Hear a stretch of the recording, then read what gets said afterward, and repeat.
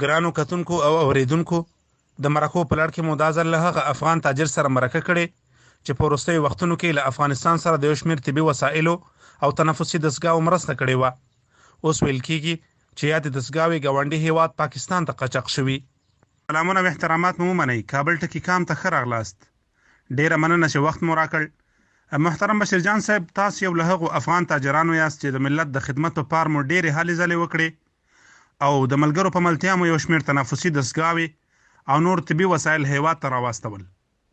اوس داسې راپورونه دي چې یادې دستګاوې پاکستان ته قاچاق شوي. لومړی دا چې د دغو راپورونو په اړه تاسو څه وایاست؟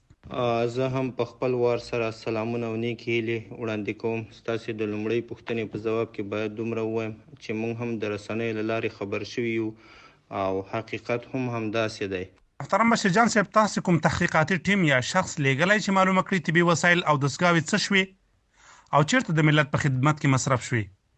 زموږ د معلوماتو پر اساس هغه توکي چې مو مرسته کړې وه هیڅ روغتون کې نه دي لیدل شوي.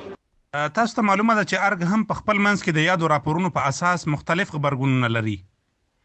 امرالله صالح او روغتیا وزارت وایي چې یادې دستګاوې نه دي قاچاق شوي، لیکن ولسمشر اشرف غني بیا د یادې قضیې د څېړنې لپاره پلاوی ګماري.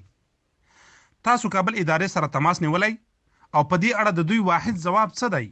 موږ نه پوهیږو، ضد او ناقص راپورونه راځي، اما روغتیا وزارت او محترم امرالله صالح هیڅ شواهد نه دي وړاندې کړي چې افغانان اطمیناني شي.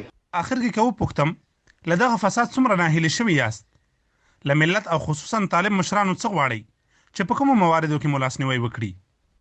د امارت اسلامي مشرانو نه مو غوښتنه دا ده چې په داسې لارو چارو کار وکړي چې دغه ماشینونه بیرته خوار ولس ته ستانه کړي. مننه، کور مو ودان.